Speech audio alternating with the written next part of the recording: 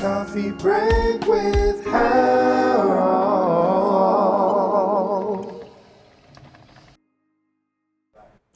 All right, so here we are again. It's another episode of your favorite show, Coffee Break, right here.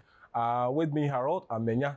Now, guess what? On this week's episode, I have one gentleman who we all love to watch. Now, this gentleman has been there, done that, traveled the length and breadth of this world, you know, just showcasing his talent across the board.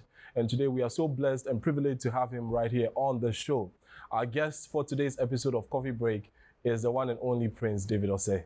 Prince, bro, welcome. Thank you very much. Good to see you. Pleasure. It took a lot. They had to take a whole army to get you here. Well, you know how it works. Even you know how to make some personal sacrifices. I get it. I get it. But it's good to see you. You look well, as always. What's the secret? You're not aging. You're looking good with your my what? With your shape and all that. Oh, please. Unfortunately, I couldn't do it. Reverse psychology. But what have you been up to? Basically, you know, filming To Have and To Hold. It's a new TV series for ACCRA Magic. And presently, I'm on the set of African Couple. Okay. You know about it? African Couple. Iroko. Iroko, yeah. So. Awesome. So you are doing the two at the same time. How do you manage to juggle between two productions, especially when it's a TV series? Because I know, you know, if you have an ongoing project and it's continuing, you have to be in a certain character for the longest time. How are you able to switch? Okay, so for To Have and To Hold, I think I'm almost done with my scene for this season, and I have the same look for the two productions, so that makes it very easy for me. But in terms of characterization, Steve in To Have and To Hold is different from the husband in African Couple, the African, you know, husband in African Couple. So for that distinction, I do it when I get on set. And you know, I've been filming African Couple for a minute now, so whenever I get on set, I get the script. I know, you know, intuitively I'll get into character because, I mean, it is what it is. So basically, that's what I've been doing. And prior to the production, I had to let them know that I'm doing To Have and To Hold, so they needed to give me some time. So it's not like I'm just jumping from one set to the other. I'm almost done with this one and moved into the other one. Would you say it comes easy? Because I know that there are times when, you know, you have to be on set today, you have to be on the other set tomorrow and all that. I mean, if we had our own way, we'll do one at a time, right? Yeah. But sometimes production values and production cost, maybe you are fortunate to get a job because, you know, COVID times, it's not really easy out there to get production roles and stuff. So if you are fortunate to get it, then you have to manage it. Because if the other party is ready with regards to production, logistics and everything is ready and it's just you delaying, well, in as much as they want you and they need you, they could always replace you. Yeah, you know, so you have to manage it. If you want to be part of the two, you need to manage it. You have to speed up. Speed up, that's it, speed up, yeah. Right. Now, come to think about being busy and getting booked. There's been a lot of inactivity for a lot of talents in this country. We all know what has happened in the last couple of years with our movie industry. A lot of people have not gotten the opportunity of being booked and busy like you have, right? What would you say is a secret for you, apart from, you know, being able to adjust to people's demands and all the producers' demands? What would you say is a secret for you?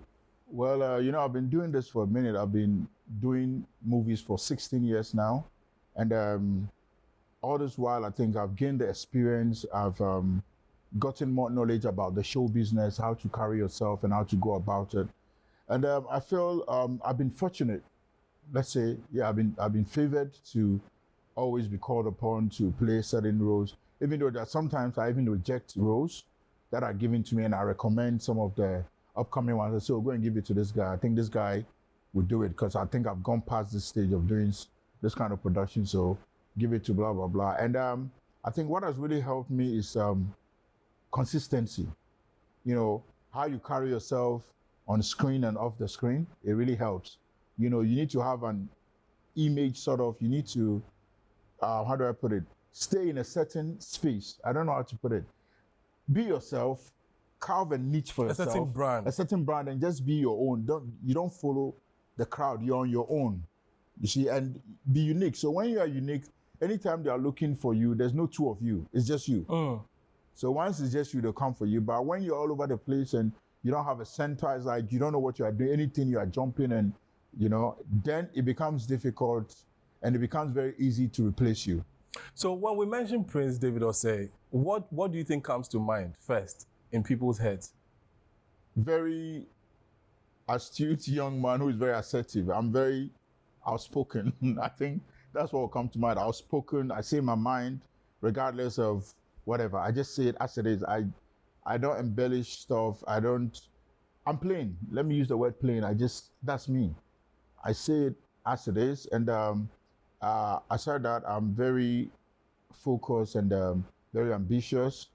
And I'm very prayerful, you know that. And you don't think that, so you've said a lot about your being and who you are inside, but you don't think that anything about your physical look has contributed to your being blessed in terms of being booked and busy? Oh, physical attributes, Because, when we mention Prince David OSEI, we all know that. Oh, the sexy part? Oh, okay, I forgot, sorry. You forgot, right. But, no, Harold, there's something called grace and favor. I think that's what has worked for me. Because there are other guys that are equally sexy. There are other guys that go to the gym that, look good and blah, blah, blah. So to me, I would say it's not he that will it. It's God that showed mercy. Because there are guys, I see guys. But there's something about the industry. Prince, see, let's not kid ourselves. We all know this grace and yes, favor. yeah. But I'm a firm believer. Yes, yeah. But Harold, there's something about this industry. Acceptance. Yes. The people need to accept you. Yes. You might be tall, articulate, eloquent, handsome. If the people don't accept you, no you matter struggle. what you do. Luckily for me, I think I have the acceptance.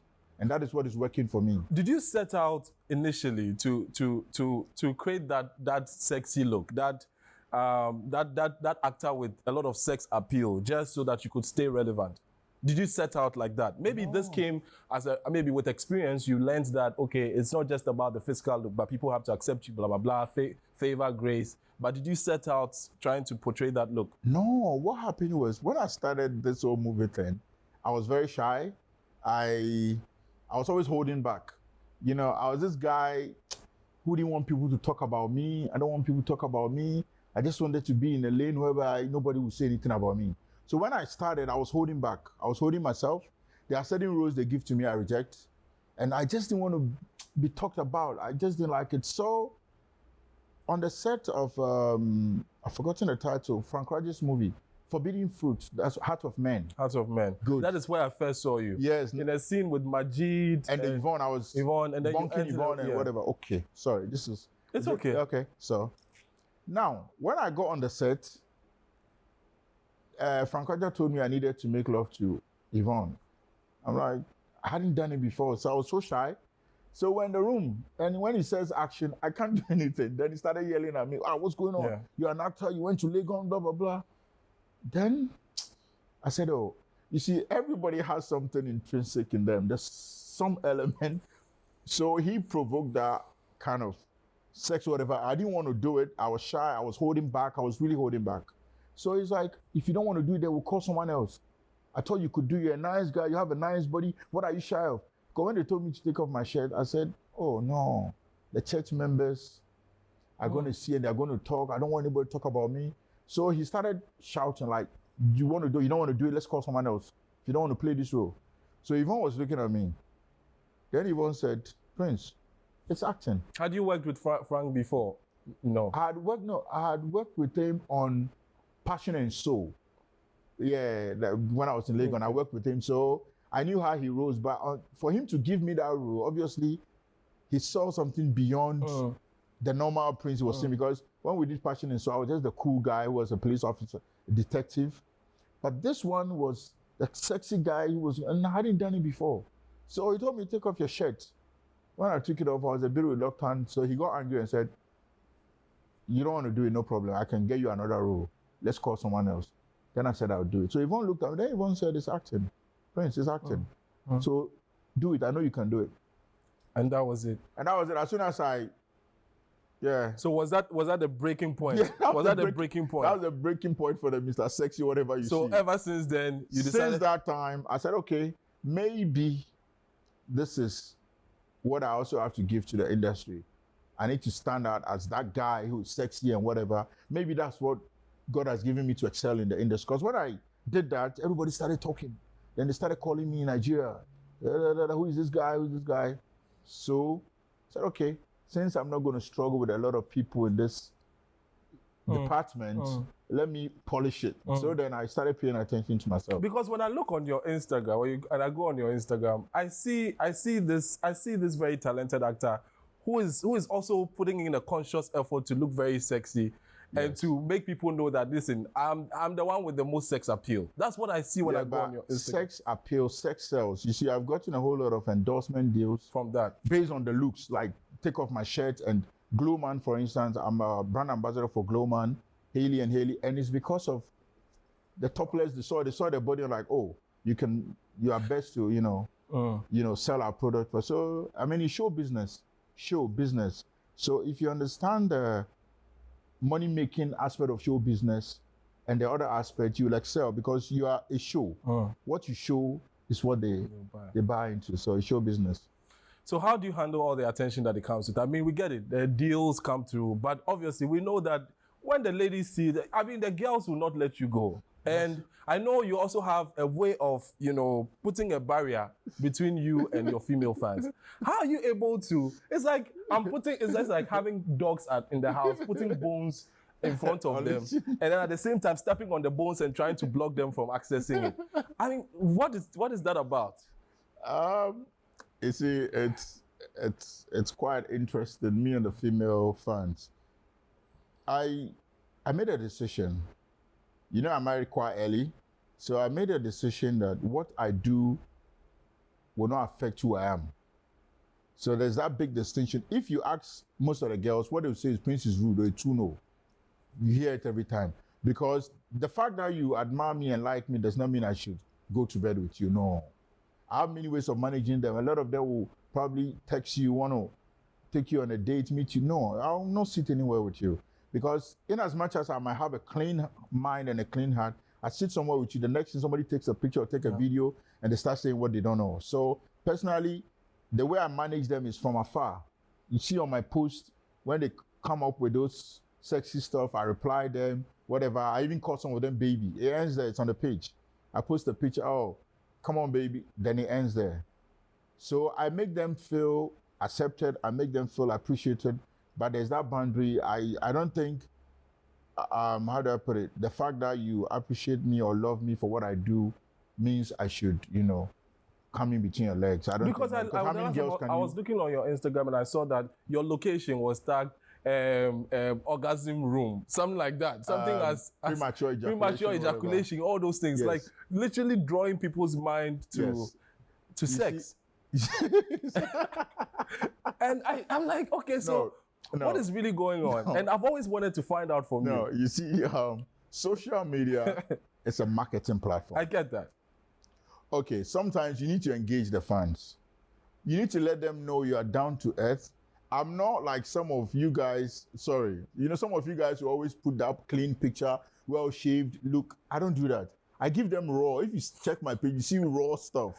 I don't embellish. So you give them raw, and when they come at you raw, you run away. I want them to know I am real. This is me. If I've woken up in the morning, I've not washed my face, and I feel like taking a picture and saying something, I say it. So when they meet me in town, they see the same guy. I don't go looking all nice, and when they see, go like, oh. But Prince, I don't get the correlation here, because if you give it to them raw, they come at you raw. No, it's not raw. Big Boss, you watch Hollywood. The Rock, Dwayne Jones, you watch Brad Pitt, you watch all this. Sometimes they even pour oil on themselves. It's show business. That's in movies. No, in studios, ABC live shows, late night shows, Jimmy Kimmel shows. They do it. It's show business. They understand the act of show business. But I've never seen Dwayne Johnson tag his location as premature ejaculation. No, those things are to create fun, to engage the fans. When I post a picture and I write "Praise the Lord" as a location, sometimes we will not even get the right response. But when I put premature, they start talking about the premature ejaculation and they start paying attention to what is there. So it's marketing. What are you going to do to bring the people in? And I'm a businessman. I'm a business person. The showbiz I do is not for fun. It's to make money, take care of myself and the family. So sometimes I post stuff and I want to see engagement. Would you say that you're a cunning and sly person? Every businessman is cunning and sly. It's the act of making business. So are the pastors too. If a pastor wants you to bless the ministry, wants you to sow, because some of us are very adamant, we don't like giving. So they give you the quotation in the Bible that will Trigger you, provoke your thoughts, then you become a bit moved. emotional, moved, then you go and give. So are you saying the pastors are also cunning and they are deceitful? Because it's all marketing. They need you to give the offering and you don't want to give, you have the money. You don't want to support the work of God. So they give you the quotation, raise a worship song, that will make you very sentimental. You probably cry, and the next thing you take your check and you drop it. So it's marketing. Interesting. Well, guys, it's getting really interesting here in the studios. Still hanging with actor Prince David Osei. With me, Harold. We'll be back after this station. It's coffee break with Harold.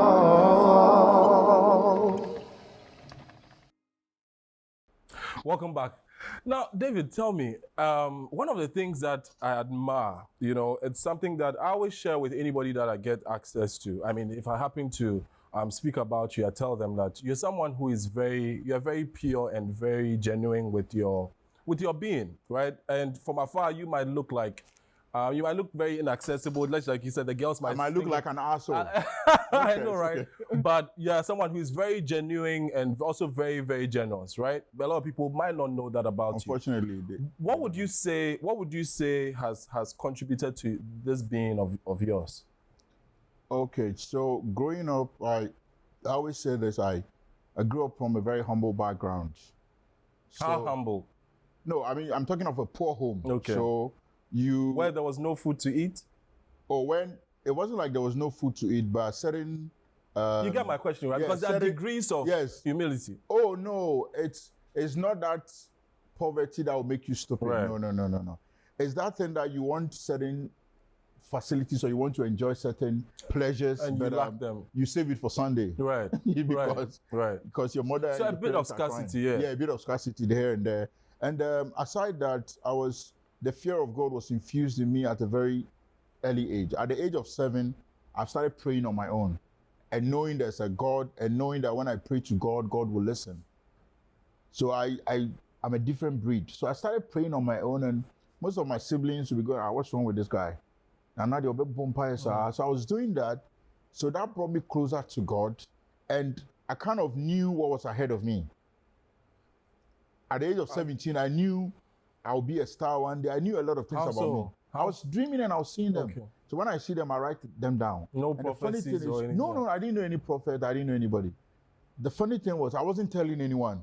Okay. I didn't even know the essence of dreams and whatever. Right. But when I see myself somewhere, I dream, I write them down. I still have the journal somewhere. It's looking a bit old, but I still have it. So then I noticed, I wasn't like every other guy. So if my siblings are going this way, I'm standing here alone. Did you understand? Sometimes they want to do stuff, I don't want to do them. They go like, they'll chill home. I said, no, you go ahead and do it. So they were at liberty to do other stuff I wasn't doing. I was always focused on the books, and I was always trying to help people. I think that's a gift because it's not everyone that can help. I always tell people giving and being generous is a gift. So I told God, if he blesses me and he makes me resourceful, I will also lend a hand to people. I'm that guy that can give you my last $1,000 and you won't know. You won't know, yeah. And I'll walk away. Yes. Yeah, I know. I'll just give you and I'll walk away, hoping that the next hour or minute I'm going to get some. And anybody that has come close to me that I've been a blessing to, they say, it's good to give. To me, giving has been some kind of defense. When the people rise against me and they do stuff, because of my generosity and a clean heart, I think it fights for me most of the time. And I believe when you get the platform or you become a person of influence or affluent, you make money or whatever, the reason God gives you that opportunity is God searches your heart. God knows you're going to be a good distributor. You can move it around. Of resources. Because, when I started making money, like when my fame really rose in 2011 and I was making money, I take care of my siblings, everybody, and my parents. And at the point, I became arrogant because I had seen money and I can buy cars, go to America anywhere I want. It got into your head a bit. It got into my head a bit. So I started misbehaving. Like, if you like, instead of me being humble when I'm helping, I go like, so I was doing that, and one day I happened to go to a church. And whilst the church service was going on, I was sitting at the back. Then word of knowledge came. Then the man of God said, the guy sitting over there, blah, blah, blah. The reason God has made you who he has made you is because God knew your heart from the beginning. And he knew you. If he blesses you, you'll be the right person to share it. So most of the blessing that comes to you, it's not yours. It's not yours. Don't be arrogant, or else God will cut you off. The reason God blesses you, because God knows you can distribute it. So he gives you the blessing for you to distribute among the people, and don't be arrogant about it. So when the man said that, it humbled me. Then I started paying attention. So I came home and, turned over a new leaf. I noticed now I had gone astray a bit. So I started conforming my ways, and, I found myself back. So since then, I've been very humble and loyal, because I know whatever it is you have, God put you in that position, or God gave it to you because he wants you to help other people. And that's actually very, very interesting. Yeah, and you become full of yourself and undermine. One day he will just cut you off, raise someone else who will take your place.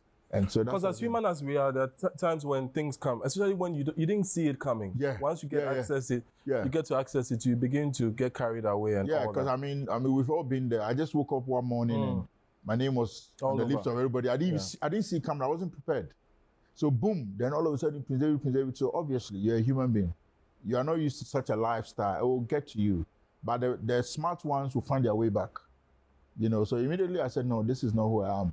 I need to go back to my days of Kokomlemle, when I was coming up, when I didn't have anything and whatever. So interesting. Now your personal life, not personal life per se, but your family life is something that you have done very, very, very well in keeping away from the masses, right? I mean, you're one of the few people who has had a family for a very long time. Yeah. But people don't know about it. Yeah, so when they speak about me sometimes, I just laugh. I mean, we attend the same church. You know my wife, you know my kids. How have you managed to do that? Especially because of the attention you get, in terms of how you carry yourself and the attention you get from the opposite sex, and even sometimes the same sex, right? How have you been able to keep that out of the picture? Because one would expect that you would rather show that side more to put them off, or to kind of limit it a bit. If you watch my page, sometimes I post my wife, and sometimes when I even post my wife, people don't believe. Yeah. I post my wife, I post my kids, but I learned something. But that was not until recently, though. No, it was. My son was always with me. Yes. My son, I was always carrying him at church. And but not your wife.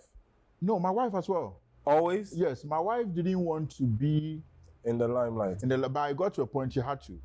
Because, people are like, where's Prince David? If you Google my name, the first thing that pops up is my Prince David's spouse. Yeah. So it's something I've learned. Sometimes you save yourself from a whole lot of trouble and drama when you hide your family until it's the appointed time. You see, we post a lot of stuff on social media, and some of them have pros and cons. Sometimes you might not know. Everybody knows you are married. They know your family. They know whatever. But sometimes if they don't like, whenever I post a picture on social media, it'll probably be an old picture of my daughter, my son. I don't post current pictures. But I want you to know I'm a family man. I have kids. When I post my wife's picture, maybe a picture of like 2 years ago, 1 year ago. So I'm a responsible man. I have family. Just to please the fans and let them know who I am. But on a daily basis, I won't post a video of my daughter or my son going to school. No. For security reasons and for what is ahead. They are innocent kids. They don't know. If they grow up and they decide they want to come on social media, I can't stop them. But I wouldn't want to sell them out so soon. And, because nowadays you go on Instagram and you see people posting their kids people opening accounts. Even when they are pregnant. They open accounts for their kids against their will and all that. It's very detrimental because somebody can hurt your kids. Somebody who is after you can easily hurt your kids because you've exposed them. If my son grows up and he wants to he has TikTok, but nobody knows. He does a stand. It's according to whatever. For his age, whatever. It's okay. I won't stop him. But I wouldn't post my son. No. I posted him on his birthday. 2 hours later, I took it off. I recently saw a post by one Nigerian artist manager and he was addressing an abuse, a verbal, whatever, online abuse online that had abuse, been meted out to another celebrity's child. Oh no. And he was trying to address that. But my point was, if that celebrity hadn't created an account, first of all, for their child, nobody would go after the child. How would someone have had access to them? Thank you. You know? They are too young. They are too young for that. And when you put them out there, some of them might buy into the fame of my father is a celebrity and whatever, and end up messing up. So you keep them out. Sometimes when he goes to school and they say, oh, what does your dad do? My dad is a superstar. My dad is a movie editor. You know, the white people. Yeah. So they've Googled my name a couple of times, and you come to school and you're so quiet. You should be, no. That's how I've trained him. Nana, you are just another boy out there like the other people. Don't expect to be treated differently. So that when they don't treat you as you think you want, you won't be surprised because life goes on. But when you think you deserve something and you don't get that recognition, it worries you. So they are just normal people. So where's the family now? In the US. They've always been in the US. In the US. Awesome. Yeah. So how have you been able to keep in touch with them? I mean, apart from all the phone conversations and all that. Oh, 24/7, they're on my phone, video calls, anybody can call. But I'm always in and out in America for some time then, you know. That must be expensive. Managing a family from afar, no? I think it's best for me because I didn't get some of the things that I enjoy now. So I feel like if I've worked hard and I think I have the resources, let me give my family, especially my kids, a good life. That's how I decided to, you know, have them in the US and have them go to school in the US. When it gets to a certain point, and I feel like I want to bring them to Ghana to also get into the system and, you know, hopefully maybe take them back. So some people have accused you of deliberately setting a family in the US so that you can be in Ghana and do your stuff.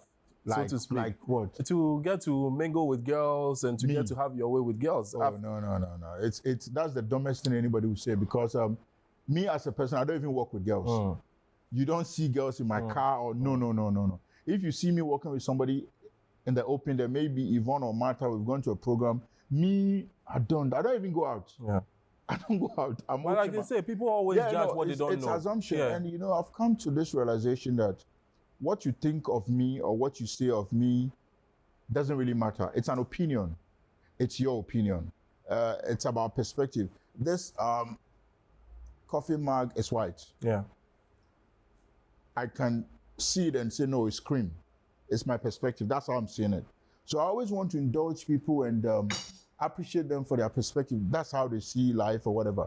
Because once you're in the show business or in the limelight, people will say anything. People don't even know you. Sometimes I hear some things about me and go like, hey, really? I've not met these people before. They don't know me. They just see you on TV and the next thing, they've given you some kind of branding. They've put you somewhere.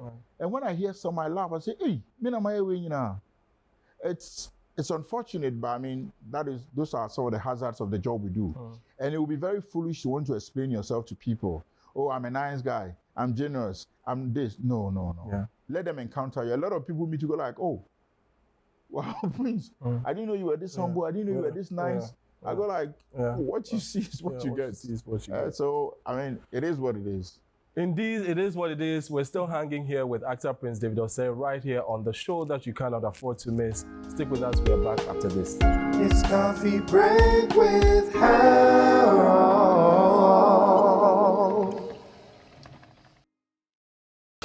Welcome back.